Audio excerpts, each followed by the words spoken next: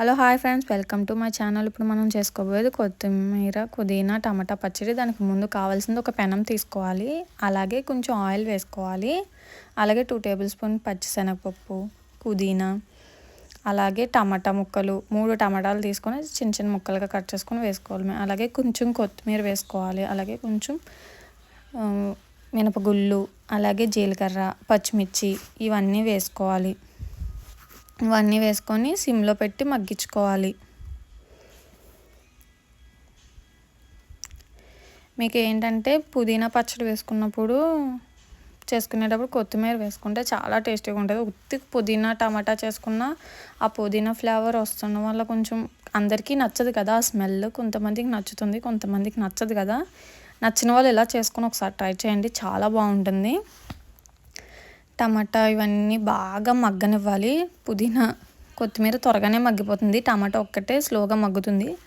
అందుకని టమాటా స్లోగా మగ్గనిచ్చిన తర్వాతే మనం స్టవ్ ఆఫ్ చేయాలి. టమాటా అయితే చాలా మట్టికి మగ్గిపోయింది, ఫుల్గా తొక్కలు ఇలా వచ్చేస్తాయి చూసి అలా మగ్గినట్టు. అలాగే కొంచెం ఉప్పు వేసుకోవాలి,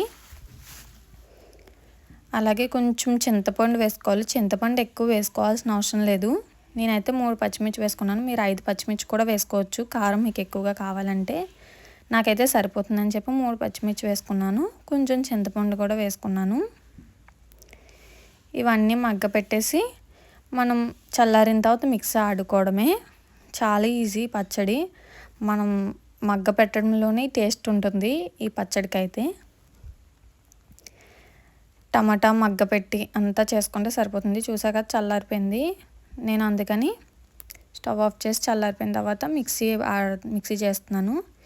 ఈ మొత్తం పేస్ట్లా చేసుకోవాలి, ఫైన్ పేస్ట్లా, కొంచెం కొంచెం వాటర్ వేసుకుంటా. ఇదైతే టమాటా మీకు రెడ్గా రావాలంటే ఎండుమిర్చి వేసుకుంటే రెడ్గా వస్తుంది ఈ పచ్చడి. పుదీనా కొత్తిమీర కాబట్టి అందువల్ల గ్రీనిష్గా ఉంటుంది. ఈ పచ్చడి అయితే చాలా బాగుంటుంది. Thanks for watching, please subscribe my channel.